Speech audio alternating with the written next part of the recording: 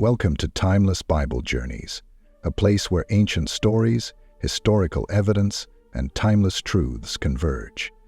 Today we're embarking on an incredible exploration, the fall of Babylon. Was it really as the Bible described? Or have historians and critics written a different version of events? For centuries, the story of Babylon's downfall has captivated believers and skeptics alike. Some view it as a powerful example of divine prophecy fulfilled, while others dismiss it as nothing more than religious myth or symbolic storytelling. But which perspective stands the test of history and archaeology? If you've ever wondered whether the ancient texts of the Bible align with the realities of history, or if you simply love unraveling the mysteries of the past, you're in the right place. Here, we aim to look beyond the surface and ask the big questions that often go unspoken. Before we dive into this fascinating topic, I'd like to extend a warm welcome to all of you who are tuning in. Whether you're here out of curiosity, faith, or a passion for history, we're so glad to have you with us. If you haven't yet, take a moment to subscribe to Timeless Bible Journeys so you don't miss our future explorations into biblical history, prophecy, and archaeology. Life with the wisdom of the Bible, prophecy, and archaeology. And if you find today's journey enlightening, please hit the like button, share this video with a friend who loves a good story, and join the conversation in the comments below. You might be asking, why does this story matter today? Why should we care about something that happened more than 2,500 years ago? That's a fair question. After all, Babylon is long gone. Its palaces are in ruins, its mighty walls broken. And yet the story of its rise and fall continues to echo across time. There's something universal about the themes in this story: power, pride, destiny, and divine justice. And if the Bible's account of Babylon's fall is accurate, it stands as one of history's most stunning examples of prophecy fulfilled. But not everyone agrees. In fact, many scholars argue that the biblical story of Babylon's fall is, at best, a dramatized retelling, or at worst, a fabricated tale. They claim that the book of Daniel, one of the primary sources for this story, wasn't written by the prophet Daniel at all, but by an anonymous author centuries after the events took place. According to this view, the so-called prophecies in Daniel were simply written after the fact, turning history into fiction for the sake of religious encouragement. But is that true? Is there solid evidence to support these claims, or do they fall apart under closer scrutiny? And what about the archaeology? Does it confirm or contradict the Bible's account of Babylon's final days? In today's video, we'll take a closer look at the story of Babylon's fall from both a biblical and historical perspective. We'll examine the skeptics' arguments, consider the archaeological evidence, and explore how the biblical narrative holds up against the records of history. By the end of this journey, you'll have a deeper understanding of not only what happened to ancient Babylon, but also why this story has endured for millennia. Perhaps you'll even walk away with a new appreciation for the intricate ways in which history, prophecy, and faith intertwine. So get comfortable, settle in, and let's step back in time to one of the most dramatic moments in ancient history. The great empire of Babylon, once thought invincible, stands at the brink of collapse. The writing is literally on the wall. But what does it mean? And can we trust the story as it's been passed down to us? Let's find out together.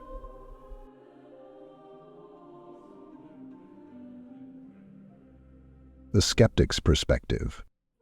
To understand the story of Babylon's fall, we first need to look at a common viewpoint held by modern critics, a perspective often referred to as higher criticism. This academic approach tends to view biblical texts not as first-hand historical accounts, but as religious fiction created long after the events they claim to describe. And when it comes to the book of Daniel, the skepticism is particularly intense.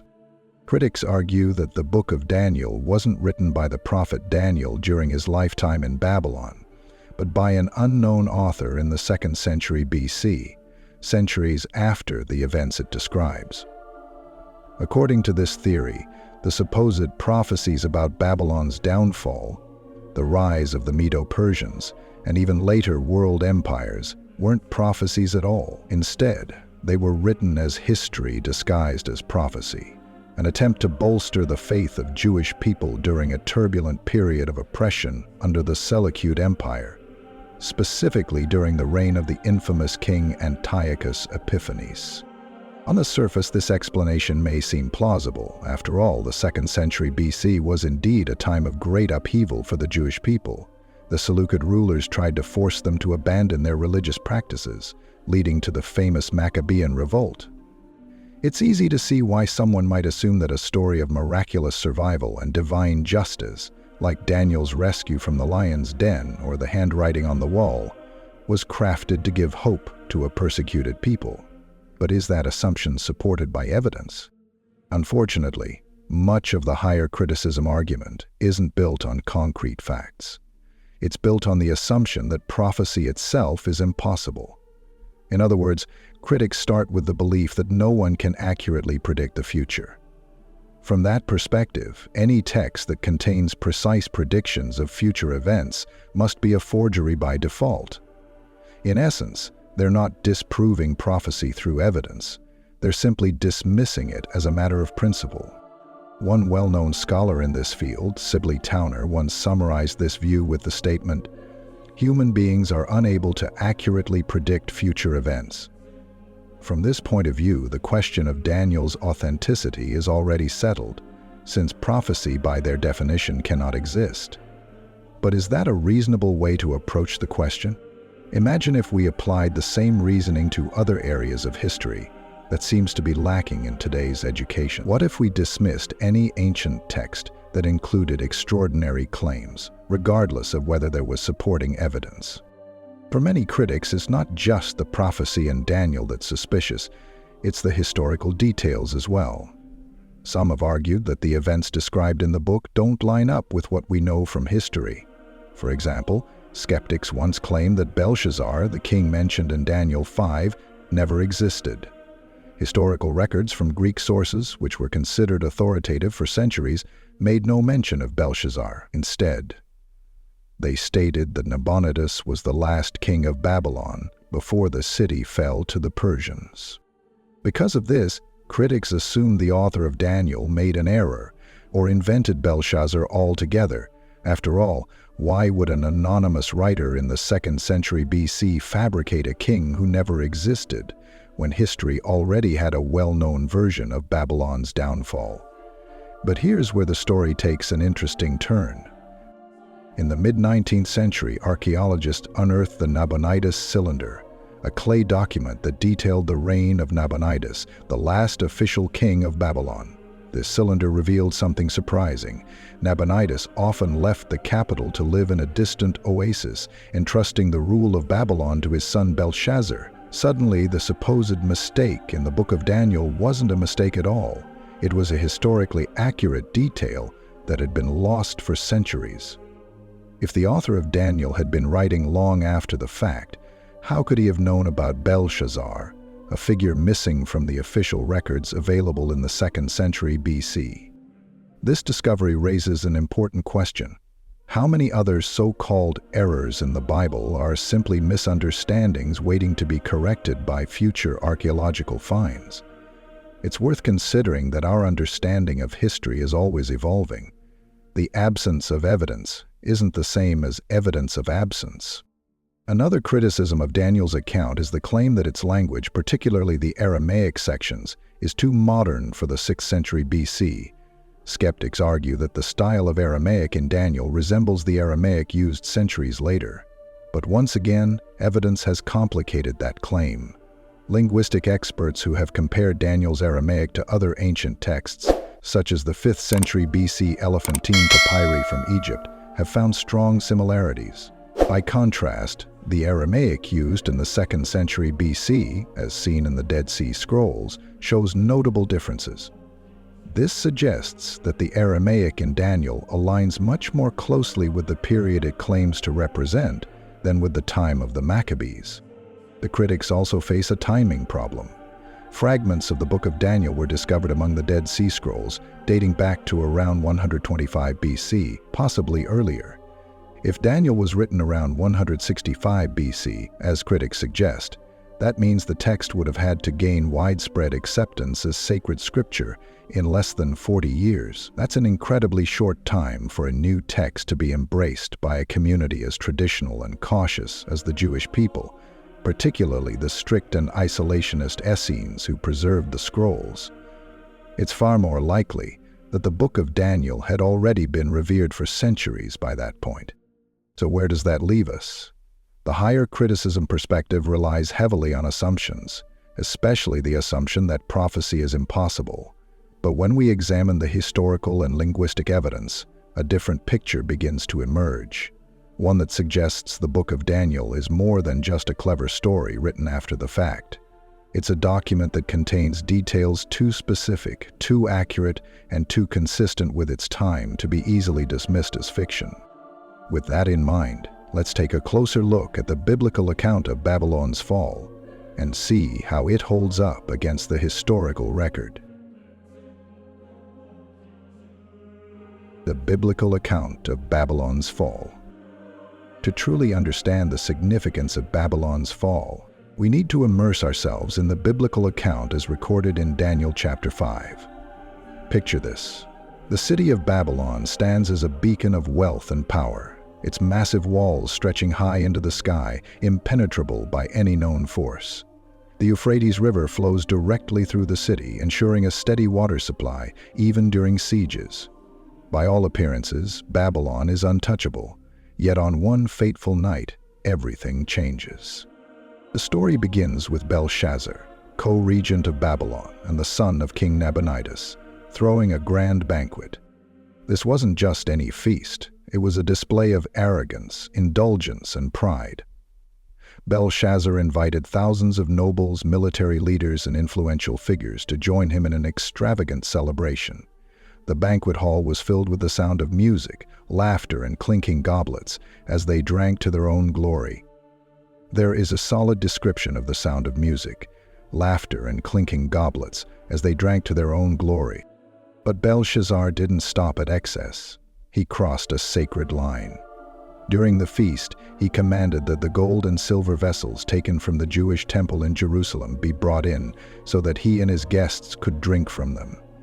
These vessels had been consecrated for worshiping the God of Israel, and Belshazzar used them as party props to toast Babylon's false gods. In that moment, Belshazzar wasn't just mocking the Jewish people.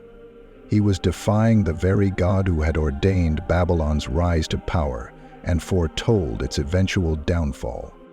And then, as the revelry reached its peak, something happened that brought the room to a stunned silence. A mysterious hand appeared and began writing on the wall. The sight of the disembodied hand froze everyone in place, and the room fell deathly quiet. The text written on the wall was cryptic, 4 words in Aramaic: Mene, Mene, Tekel, Parsin. Belshazzar's face turned pale. His arrogance melted into terror. The king of Babylon, surrounded by luxury and power, stood trembling before an invisible force he couldn't understand. Desperate for answers, Belshazzar summoned his wise men, enchanters, and astrologers to interpret the writing, but none of them could decipher its meaning. Panic grew among the guests as their king, once full of bravado, was now powerless in the face of a divine message. That's when the Queen Mother entered the scene. She remembered someone, a man known for his wisdom, a man who had once interpreted dreams for Nebuchadnezzar himself. His name was Daniel. By this point, Daniel was an older man, but his reputation as a man of God and interpreter of mysteries had endured. When Daniel was brought before Belshazzar, he didn't flatter or console the frightened king. Instead, he delivered a sobering truth. Daniel reminded Belshazzar of how Nebuchadnezzar, despite his power, had been humbled by God when he let his pride consume him. Unlike his predecessor, however, Belshazzar had learned nothing from history. He had mocked the God of Israel and placed his faith in idols of silver, gold, and stone, objects that could neither see nor hear. Then Daniel interpreted the writing. Many God has numbered the days of your reign and brought it to an end. Tekel, you have been weighed on the scales and found wanting. Eres parsin, your kingdom is divided and given to the Medes and Persians. Daniel's words were clear. The empire of Babylon had reached its appointed end. That very night, the prophecy was fulfilled. As Belshazzar and his guests feasted, the Persian army was already within the city's walls. How did they get in? History tells us that Cyrus the Great, the Persian king, employed a brilliant strategy. His forces diverted the flow of the Euphrates River, lowering the water level enough for his soldiers to enter through the riverbed, bypassing Babylon's towering walls entirely. The city, despite its strength, fell without a prolonged battle. The biblical account paints a vivid picture of judgment, not just against a king, but against an entire empire that had defied God.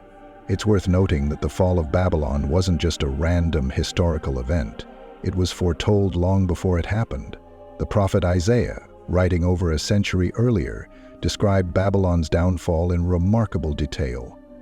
In Isaiah 44, verses 27 through 28, and Isaiah 45:1, the prophecy speaks of a conqueror named Cyrus who would subdue nations and even dry up rivers to accomplish his victory. The fact that Cyrus's actions align so closely with these prophecies is, for many believers, a testament to the divine nature of the biblical narrative. But perhaps the most striking element of this story is the contrast between appearances and reality. To the outside world, Babylon was unshakable, a symbol of human achievement and power. Yet beneath the surface, its fate had already been sealed. No walls, no river, and no army could protect Babylon from the consequences of its arrogance and injustice. Belshazzar's fatal mistake wasn't just pride. It was ignoring the lessons of the past. His predecessor, Nebuchadnezzar, had learned firsthand that true sovereignty belongs to God alone. But Belshazzar chose to forget that lesson.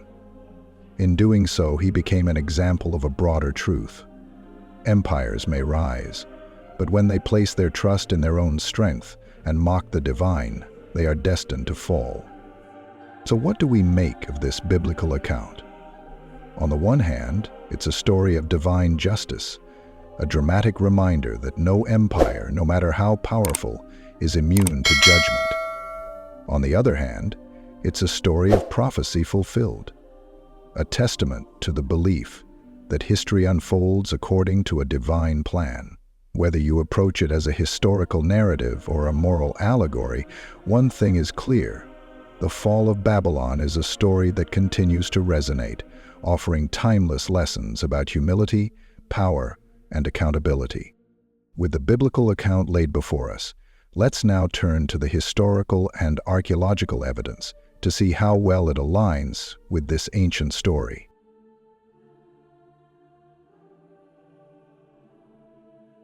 The evidence of Belshazzar's existence. One of the most hotly contested details in the biblical account of Babylon's fall is the very existence of King Belshazzar. For centuries, historians dismissed Belshazzar as a fictional character, an invention of the Book of Daniel meant to dramatize the story of Babylon's final days. After all, ancient Greek historians like Herodotus and Xenophon made no mention of Belshazzar. According to their records, the last king of Babylon was Nabonidus. So, when critics saw Belshazzar named as Babylon's final king in Daniel chapter 5, they claimed it was proof that the author of Daniel had fabricated parts of the story. So it was proof that the author of Daniel had fabricated parts of the story. But this is where history took an unexpected turn. In the mid-19th century, archaeologists uncovered a remarkable artifact, the Nabonidus Cylinder. This clay document, discovered in the ruins of Ur, was inscribed with details about King Nabonidus's reign. And here's where it gets interesting. The cylinder revealed that Nabonidus didn't actually spend his final years ruling from Babylon. Instead, he lived in the distant oasis of Timah in the Arabian desert, where he dedicated himself to religious rituals and building projects. So who ruled Babylon during his absence? The Nabonidus Cylinder provided the answer. It named Belshazzar, Nabonidus' eldest son, as the acting regent of Babylon in his father's place. In other words, Belshazzar wasn't just a passing figure. He was the de facto ruler of Babylon during its final days. The text even described him as holding royal authority, reinforcing the biblical portrayal of Belshazzar as the reigning monarch within the city. This discovery was a game-changer. What critics had once dismissed as a biblical blunder turned out to be a historically accurate detail, one that had been hidden from view for centuries until archaeological evidence confirmed it. But that wasn't the only piece of evidence pointing to Belshazzar's historical existence. Additional inscriptions from the ancient world have corroborated his role as co-regent. One of the most fascinating examples is a set of administrative texts known as the verse account of Nabonidus. These documents, written in cuneiform, describe how Nabonidus entrusted the defense of Babylon to Belshazzar, while he focused on his religious duties far away from the capital. What's more, these texts describe Belshazzar as having significant military responsibilities. Another detail that aligns with the biblical portrayal of him, hosting a banquet at a time when the Persian army was closing in on the city. This wasn't the behavior of a mere ceremonial figure. It was the action of a man who held real power, yet was blinded by overconfidence. There's also the matter of how the biblical account refers to Belshazzar. In Daniel chapter 5, the text calls him king, despite the fact that his father, Nabonidus, was still alive. Critics have pointed to this as evidence of a historical inaccuracy. After all, how could Belshazzar be a king when Nabonidus remained the official ruler? But this criticism overlooks the ancient Near Eastern practice of granting royal titles to co-regents. Belshazzar's title of king wasn't necessarily meant to imply that he had usurped his father's throne. Instead, it reflected his position as the acting sovereign within Babylon's walls. Another detail in the book of Daniel that bolsters its authenticity is the offer Belshazzar makes to Daniel. When the mysterious writing appears on the wall, Belshazzar promises to reward anyone who can interpret it by making them the third highest ruler in the kingdom. At first glance, this may seem like an oddly specific reward, but it makes perfect sense in the historical context. Belshazzar himself was second in command under Nabonidus, so the highest rank he could offer was the third position.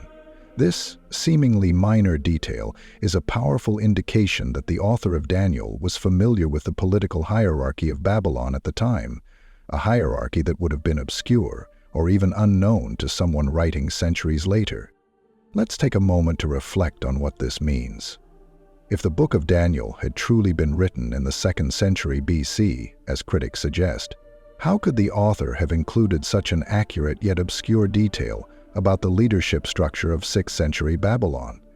By the 2nd century BC, the political intricacies of Belshazzar's co-regency would have been long forgotten, especially since Greek historians, who heavily influenced later records, didn't mention him at all, yet the biblical text got it right. It's also worth noting that archaeology doesn't just confirm Belshazzar's existence. It challenges the reliability of the Greek sources that critics once relied on. Greek historians like Herodotus and Ctesias, while invaluable in many respects, made errors in their accounts of Babylon's history. For example, they completely omitted Belshazzar's role in the city's final days. If the author of Daniel had based the narrative on the popular historical accounts of the time, Belshazzar wouldn't have appeared in the story at all. Instead, the book of Daniel presents a version of events that aligns more closely with Babylonian records than with the Greek versions, an extraordinary detail that raises important questions about the credibility of the higher criticism perspective. Ultimately, the evidence for Belshazzar's existence underscores an important truth. The absence of evidence is not the same as evidence of absence. Just because historians didn't know about Belshazzar for centuries didn't mean he never existed. It simply meant the right evidence hadn't yet come to light, and when it did, it revealed a story that was far more complex and far more faithful to the biblical narrative than anyone had expected. In the end, the story of Belshazzar is a powerful reminder that history is full of surprises. What we assume to be true today can be overturned tomorrow, by a single discovery in the sands of an ancient city. The Bible's account of Belshazzar's reign, once thought to be an embarrassing mistake, now stands as a testament to the surprising accuracy of the biblical record. With the question of Belshazzar's existence settled by archaeology, let's move forward to examine the next piece of evidence, the historical and linguistic details in the Book of Daniel that point to its authenticity.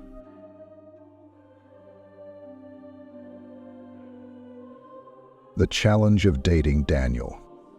When it comes to the Book of Daniel, one of the most heated debates among scholars revolves around its date of composition.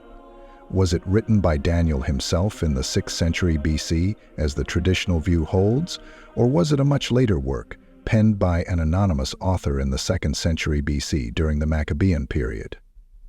This isn't just a minor scholarly debate. It's at the heart of the question of whether the book's prophetic content is genuine or simply a retrospective retelling of history disguised as prophecy.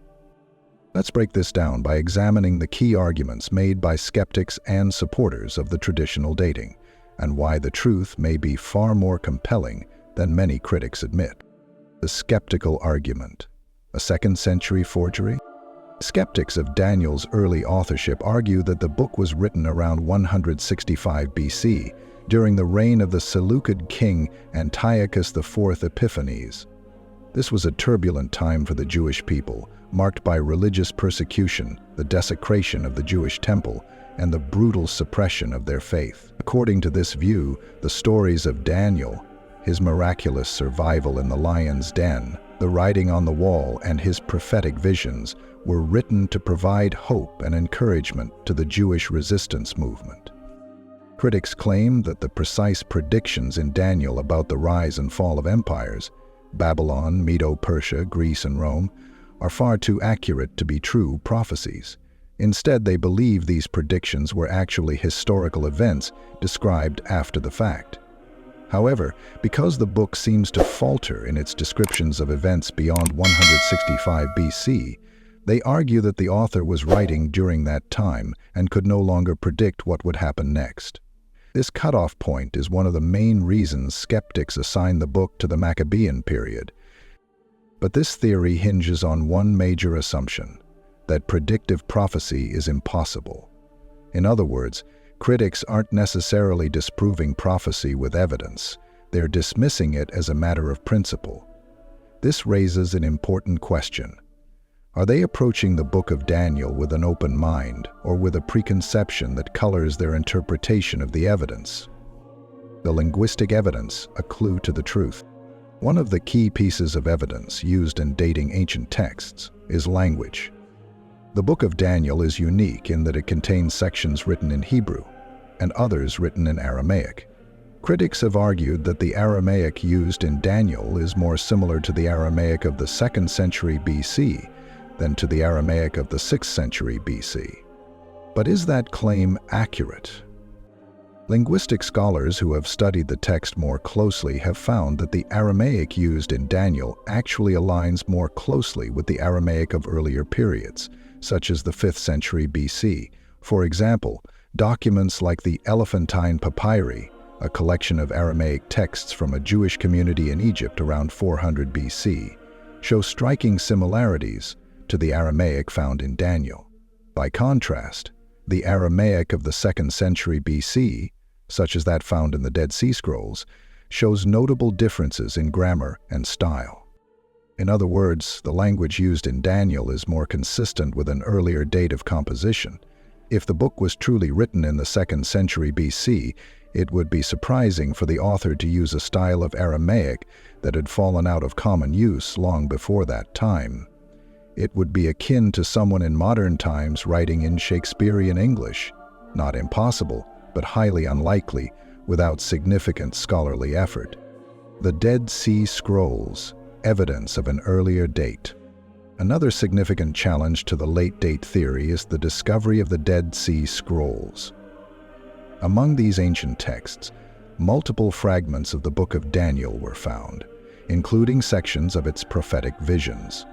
These fragments have been dated to around 125 BC, possibly earlier.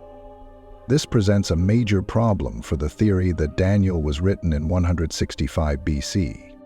For the late-date theory to hold, we'd have to believe that a text written around 165 BC gained widespread acceptance, was copied and distributed as sacred scripture, and was included in the collection of the Essenes, a strict, highly traditional Jewish sect, all within the span of just a few decades.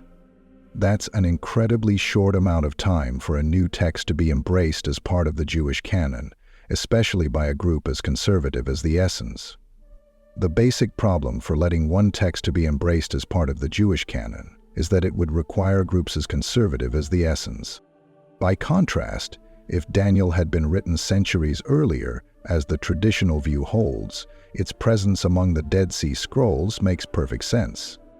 It would have already been established as a revered text by the time the Essenes began preserving their sacred writings. Historical details too specific to be fiction. Another compelling argument for an early date is the level of historical accuracy in the Book of Daniel, particularly details that would have been difficult for a 2nd century BC author to know. We've already discussed the case of Belshazzar, whose role as co-regent of Babylon wasn't known to historians until the 19th century. Long after the book was written, a 2nd century author would likely have followed the same mistaken historical records as the Greek historians and omitted Belshazzar entirely. Additionally, Daniel 103 mentions Ashpenaz, the chief of the eunuchs in Nebuchadnezzar's court.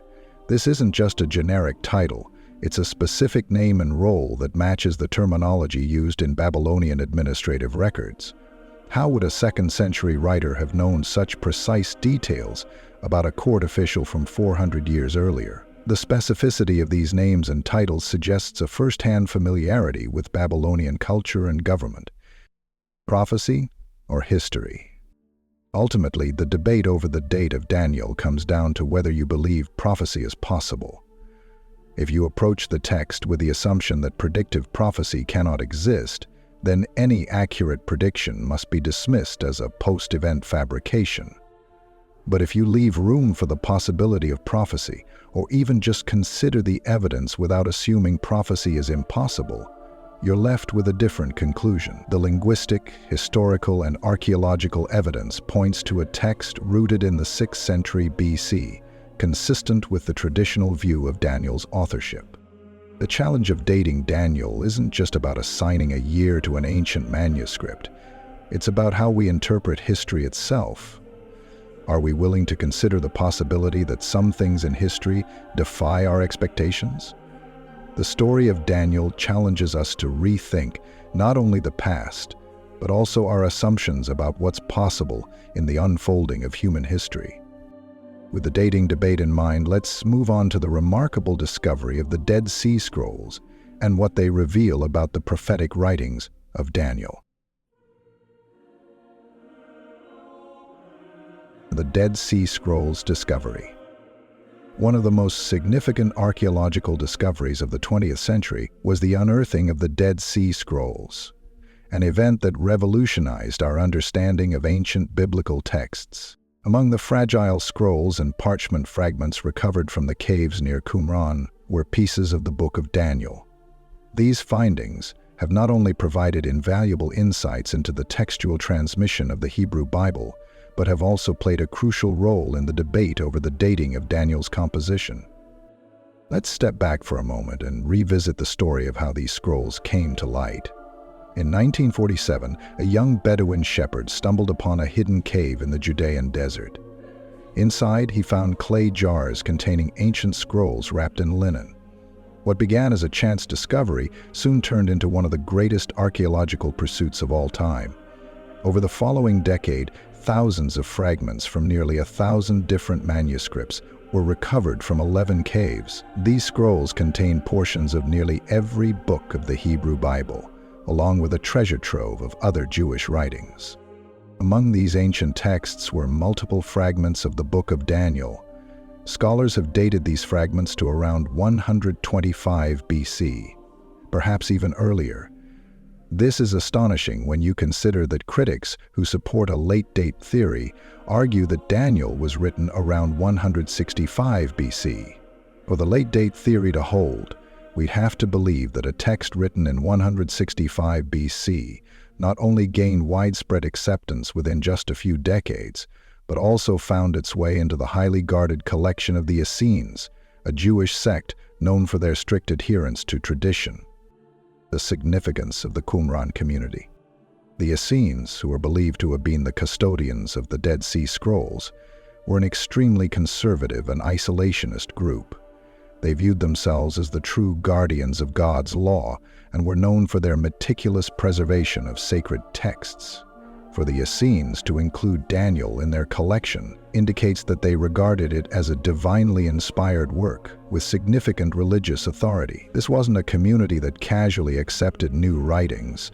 They only preserved what they believed to be ancient, sacred, and authoritative. If the Book of Daniel had truly been a recent creation from the Maccabean period, it's unlikely that the Essenes would have embraced it so readily. It typically took generations, sometimes even centuries, for a new text to gain widespread acceptance as scripture. The fact that Daniel was already included in the Qumran library by 125 BC suggests that it had been held in high regard long before that time. The copyist evidence. Another detail worth noting is the way the fragments of Daniel were copied and handled. The scroll fragments show signs of wear, suggesting that they were read and studied frequently. The careful, standardized handwriting of the scribes reflects a level of reverence and uniformity that was typically reserved for the most important biblical texts. This further indicates that the Book of Daniel wasn't viewed as a recent addition or a mere historical commentary. It was treated as sacred scripture, worthy of preservation alongside texts like Isaiah, Psalms, and Deuteronomy. Textual consistency. The Dead Sea Scrolls also provide valuable insights into the consistency of the biblical text over time. The fragments of Daniel found at Qumran are remarkably consistent with the Masoretic text, the traditional Hebrew text of the Jewish Bible used today. This consistency reinforces the idea that the Book of Daniel was faithfully preserved across centuries with minimal alterations. This is important because it challenges the assumption that the text underwent significant revisions or embellishments over time. If Daniel had been composed in the 2nd century BC and rushed into circulation, as critics suggest, we might expect to see more textual variations and inconsistencies between different copies. Instead, the scrolls show that Daniel's text was treated with the same level of care as older, well-established books of scripture. The question of prophecy. Of course, one of the main reasons critics favor a late-date composition is their skepticism toward the idea of predictive prophecy. The Book of Daniel contains detailed visions of future events, including the rise and fall of empires and the reign of specific rulers. Critics argue that these predictions are too precise to have been written before the events occurred. But the Dead Sea Scrolls discovery challenges this assumption in a subtle but profound way. If the Essenes believed that Daniel was a genuine prophetic text, it raises an important question. Why would a group so devoted to the purity of Scripture preserve a forgery? The Essenes were deeply concerned with upholding God's truth.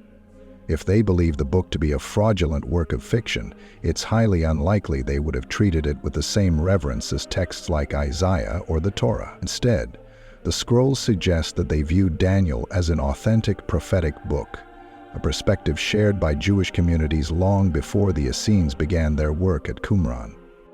What the scrolls mean for the debate. The discovery of Daniel's fragments among the Dead Sea Scrolls doesn't just challenge the late-date theory. It also reinforces the traditional view that Daniel was written in the 6th century BC.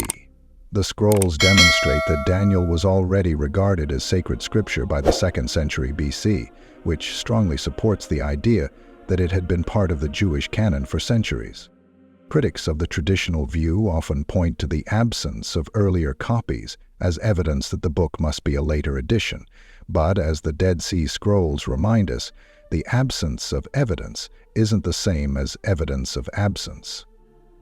Before the scrolls were discovered, many scholars doubted the existence of such ancient manuscripts. Yet there they were, preserved in the caves of Qumran, waiting to be unearthed. Testament to preservation and faith. In many ways, the Dead Sea Scrolls serve as a testament to the enduring power of faith and the meticulous preservation of sacred texts.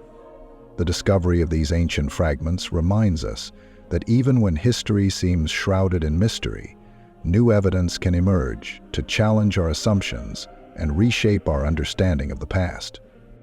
The inclusion of Daniel among the Dead Sea Scrolls stands as a powerful witness to its early acceptance, its sacred status, and its consistency across centuries of transmission. Whether you approach the book as a believer or a skeptic, the evidence from Qumran invites us to reconsider our assumptions and take a closer look at the remarkable legacy of this ancient text.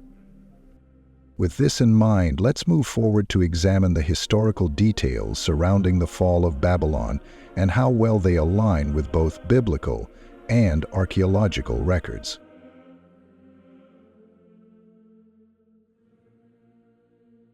The fall of Babylon confirmed by history. The story of Babylon's fall, as recorded in the Bible, is one of the most dramatic and well-known events in ancient history. The book of Daniel describes the final night of Babylon's glory in vivid detail. Belshazzar, the acting king, throws a lavish banquet, oblivious to the dangers at the gates, when suddenly a mysterious hand writes a cryptic message on the wall. Mene, Mene, Tekel, Parsin. Daniel, called to interpret the message, reveals that Babylon's days are numbered, and the kingdom will fall to the Medes and Persians. That very night, the city is overtaken.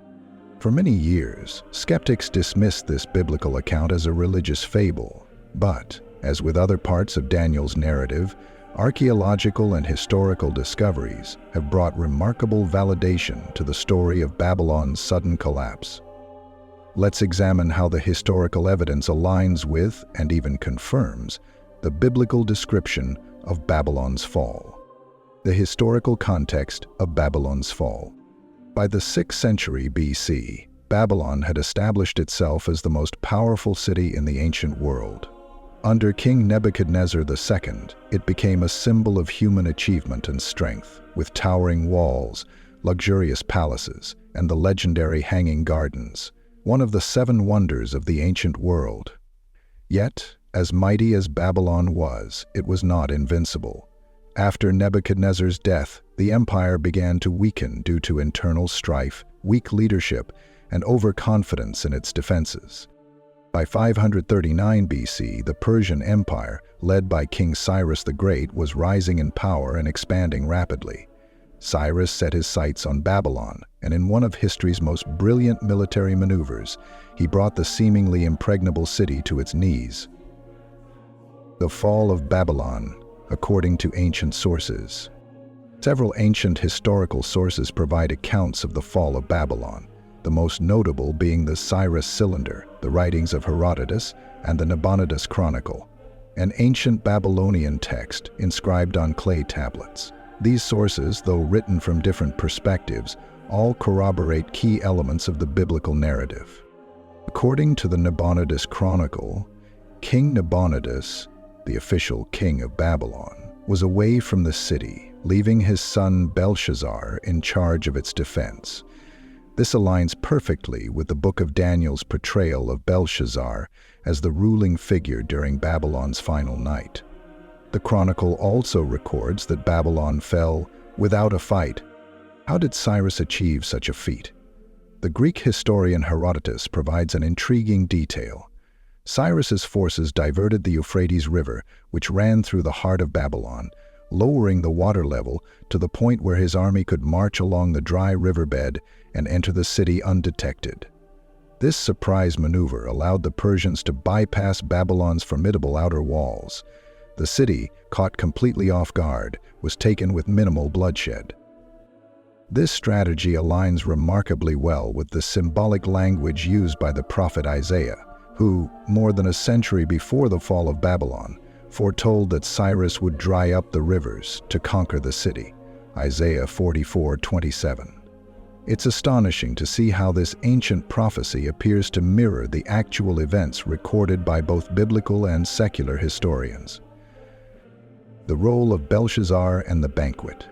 One of the most memorable details in the biblical account is the feast that Belshazzar held on the night of Babylon's fall.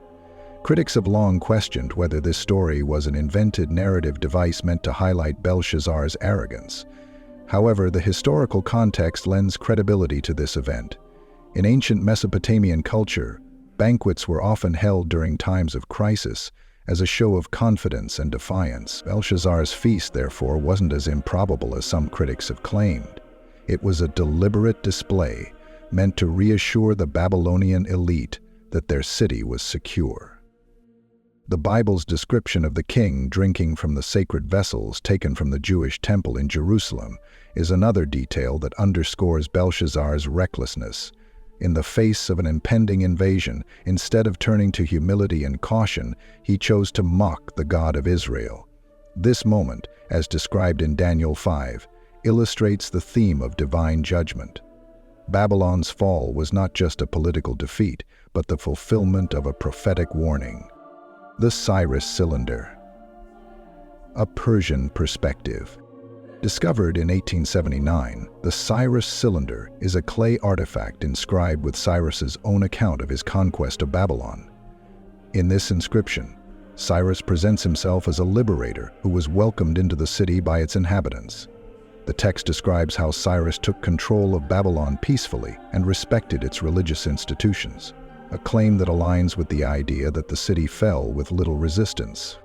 While the Cyrus Cylinder presents the fall of Babylon in a way that flatters Cyrus's image, it supports the biblical narrative in key ways. Both accounts emphasize the swiftness of Babylon's downfall and the role of Cyrus as a chosen figure, though the Bible portrays him as an instrument of divine judgment, while the cylinder frames him as a benevolent conqueror.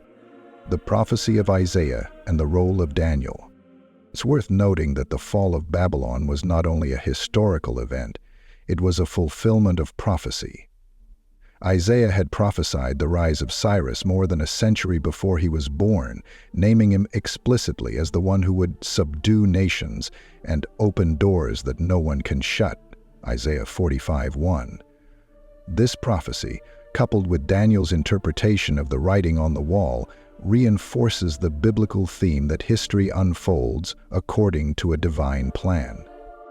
From a historical perspective, Daniel's role in interpreting the cryptic message to Belshazzar is also consistent with the traditions of Babylonian courts, where dream interpreters and diviners played significant roles. The biblical description of Daniel standing before the king and delivering a bold prophecy of doom aligns with the cultural practices of the time, adding another layer of authenticity to the account. Lessons from Babylon's fall. The fall of Babylon is a powerful reminder of how quickly even the mightiest empires can crumble. Babylon's leaders placed their faith in their walls, their wealth, and their human achievements, yet they failed to account for their moral and spiritual decay. The suddenness of their downfall serves as a cautionary tale about the dangers of pride and complacency. In the end, the biblical and historical accounts of Babylon's fall tell a remarkably consistent story. While some details may differ in emphasis and interpretation, the overarching narrative remains the same. An empire that seemed untouchable was brought low in a single night, fulfilling prophecies that had been spoken long before the events unfolded. As we reflect on this moment in history, it's worth considering what it teaches us today. Just as Babylon fell when it placed its trust in its own strength, so too do nations and individuals. Risk collapse when they turn away from wisdom and humility. History has a way of repeating itself, and the story of Babylon's fall continues to echo across the ages. Lessons from history. As we conclude our exploration of the fall of Babylon, one truth becomes clear. History is more than a series of events. It's a tapestry of lessons woven together by the choices of individuals and nations. The story of Babylon's rise and fall isn't just an ancient tale. It's a timeless reminder of the fragile nature of power, the dangers of arrogance, and the importance of humility and accountability. Babylon was the epitome of human achievement. Its towering walls, vast wealth, and influence made it seem invincible.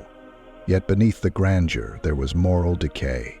Belshazzar's story illustrates this perfectly. In a moment of crisis, instead of seeking wisdom or humility, he threw a reckless banquet, mocking what was sacred and placing his faith in his own power. But as Daniel warned, the kingdom had been weighed on the scales and found wanting. That very night, the empire fell. The lesson here is simple but profound. No empire, no matter how powerful, is beyond the reach of consequences. History shows that arrogance, greed, and injustice eventually lead to downfall. Babylon's story echoes through the centuries, mirrored in the fate of other empires that rose in pride and fell in ruin. Whether it was Rome, which crumbled under its own corruption, or more modern examples of regimes that thought themselves untouchable. But there's another, more personal lesson as well. Just as empires can fall due to pride and complacency, so can individuals. The writing on the wall wasn't just for Belshazzar. It's a metaphor for the warnings we all receive in life. Whether it's a relationship, a career, or a moral choice, we are often given signs that call us to reflection, humility, and change. The question is, will we listen, or will we ignore those signs until it's too late? There's also a message of hope in this story. Though Babylon fell, the prophecy about Cyrus reminds us that even in moments of destruction, there can be renewal and restoration. Isaiah prophesied that Cyrus would not only conquer Babylon, but would also set the Jewish exiles free, allowing them to return home and rebuild their lives. History confirmed this prophecy when Cyrus issued the decree that allowed the Jews to return to Jerusalem and rebuild the temple. This reminds us that even when the world seems to be falling apart, there is room for new beginnings. Cyrus, though a Persian king, was used as an instrument of restoration, showing that hope can come from unexpected places, then that difficult endings can pave the way for fresh starts. For us today, the fall of Babylon serves as a call to examine our own lives. Are there areas where we've grown complacent, placing too much trust in our own achievements? Are we ignoring the warnings, the writing on our own walls, that call us to humility and wisdom? At the same time, are we open to the idea that even in moments of failure or loss, there can be a path to renewal? As we reflect on these lessons from history, let's remember that what happened to Babylon isn't just a relic of the past. It's a story that continues to speak to the human condition. Empires fall, but wisdom endures. And for those willing to listen, history's lessons can guide us toward a future built not on pride and power, but on humility, justice, and hope. Thank you for joining us on this journey through time. If you found this exploration meaningful, please consider liking, sharing, and subscribing to Timeless Bible Journeys. And don't forget to share your thoughts in the comments. What stood out to you most from the story of Babylon's fall? Until next time, remember, history's lessons are always present if we're willing to listen. Take care, and we'll see you on the next journey.